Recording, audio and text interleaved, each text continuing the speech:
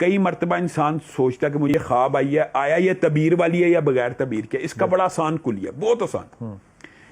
جو انسان کی خواہش ہے اور جو انسان کا خوف ہے، صرف دو ہی چیزیں ہوتی ہیں، ایک خواہش ہے ایک خوف. یہ کبھی خواب میں آئے تو یہ خواب تعبیر والی نہیں ہے، یہ لاشعور ہے. اگر خواہش اور خوف دونوں مطلب کی ایک کوئی خواب انسان ہے، کو خواہش ہے، میں مثال دے رہا ہوں کہ میری خواہش ہے شادی ہو جائے. نہیں یہ تو دعا ہے. میں مثال دے رہا ہوں، چلو خواہش ہے کہ میں انگلینڈ چلا جاؤں، میں امریکہ چلا جاؤں. اچھا تو اگر اس کو خواب آئے گی نا، یہ خواہش لاشعور سے جاگی ہے. ٹھیک، یہ امام اس کا تعبیر سے امام ابن سیرین نے لکھا. دوسری بات ہے خوف. انسان کو کسی چیز سے خوف ہے کہ میں اونچائی سے گرتا ہوں، یعنی انسان کو ایک فوبیا ہے، سانپ کا فوبیا، شیر کا فوبیا، حقیقی ہے. اگر خواب میں وہی دیکھ رہا ہے، یہ تعبیر والی خواب نہیں ہے. واہ کیا بات. اور امام ابن سیرین نے کہا تیسری خواب بسیار ہوری سے بھی آ سکتی ہے، کہ انسان نے خوراک اتنی کھائی ہے، وہ بخارات دماغ میں گئے ہیں، لاشعور، لیکن وہ بھی لاشعور رہتی ہے. تو سچی خواب کون سی؟ سچی خواب کا یہ ہوتا ہے، مثال دے رہا ہوں، جو بات آپ کے ذہن میں نہیں تھی، میں نے خواب دیکھی میرے سارے دانت ٹوٹ گئے ہیں. اب یہ خوف بھی نہیں تھا، خواہش بھی نہیں تھی، اس کی تعبیر آپ نے معبر سے پوچھنی ہے. سمجھ گئے نا، یہ تعبیر والی خواب ہے. اس طرح کی خواب آنا، میں نے دیکھا خواب آئی کہ میرے پیچھے بھینس پڑی ہے، اس کی آپ نے تعبیر پوچھنی ہے. میں نے خواب دیکھی کہ میرا جوتا گم ہو گیا. اچھا میں آپ کو اب اپنی زندگی کا ایک واقعہ بتاتا ہوں، ہے تو تھوڑا سا حیرت انگیز بھی ہے. ایک عورت میرے پیچھے پڑ گئی کہ میں نے خواب دیکھی ہے کہ میرا جوتا گم گیا. میں کہا آپ اس خواب کا نا صدقہ دیں، مجھے تعبیر بتائیں علامہ صاحب. میں کہا آپ اس کی تعبیر میرے سے نہ پوچھیں کیونکہ تعبیر کر دینا ہے جلدی وقوع پذیر ہوتی ہے. آپ اس خواب کا صدقہ دیں. آپ کو قسم لگے آپ نے بتانا. میرے پیچھے پڑ گئی. میں کہا یہ آپ کی تعبیر اچھی نہیں ہے، میں آپ کو یہ بتا رہا ہوں، اچھی نہیں ہے بتا دیں.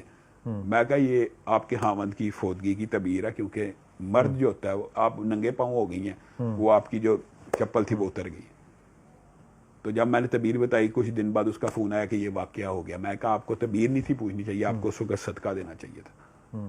اس طرح کی جو خوابیں ہوتی ہیں نا، ان کے اندر اشارے موجود ہوتے ہیں. اور میں آپ کو ایک بات اور بتاؤں، خواب صرف اطلاع نہیں ہوتی، خواب برائے تدبیر بھی ہوتا ہے، گائیڈنس بھی ہوتی ہے.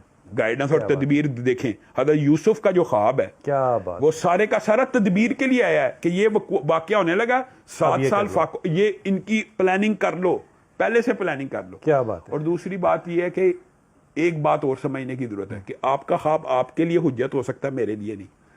اگر یہ کلیہ اپنا لیا جائے نا تو معاشرے کے اندر جھوٹے خوابوں کی ویسے ہو سکتی نہیں ہو. نبی کریم نے فرمایا جو بندہ جھوٹی خواب سناتا ہے نا، اس کا عذاب اور وعید بہت زیادہ ہے. کیونکہ اصل میں جھوٹی خواب نبوت کا ایک حصہ ہے، 46واں حصہ ہے، لیکن وہ حجت شرعی دوسرے کے اوپر نہیں ہے. آپ جو کہ اس کی وجہ بڑی آسان فہم ہے. ایک بندہ کہ مجھے خواب میں آیا ہے جھوٹا ہو، نبی کریم نے کہا کہ فلاں بندہ یہ کام کرے، میرے لیے یہ حجت نہیں ہے. کیا بات ہے. اس بات کو میں بڑھا رہا ہوں، صرف یہ بات آپ نے بالکل صحیح کی. فرائڈ بھی ایسے کہتے ہیں، امام بھی ایسے کہتے ہیں.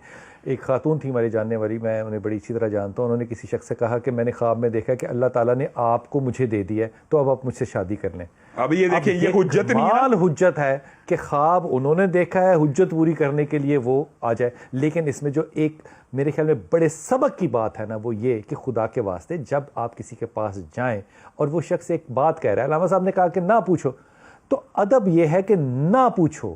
اگر اتنی ہی بد اخلاقی ہے تو پھر آپ اس کا جو خمیازہ ہے وہ بھی بھگتیں. میرے خیال میں یہ ایک بہت بڑا ویکیوم ہے ہمارے معاشرے میں کہ ہم چاہتے ہیں کہ جناب مجھے تلی کے تلی جو ہے نا وہ فوری طور پہ جو ہے اس کا فیصلہ سنا دیا جائے. حضور بہت شکریہ. جو پیاس ہے نا وہ لگ جاتی ہے آپ سے گفتگو کر کے، بجھتی کوئی نہیں ہے. یہ میں آپ کو نا تشبیہاً نہیں حقیقتاً بات کہہ رہا ہوں. اللہ تعالیٰ آپ کو سلامت رکھے. ملاقات ہوگی انشاءاللہ تعالیٰ. السلام علیکم.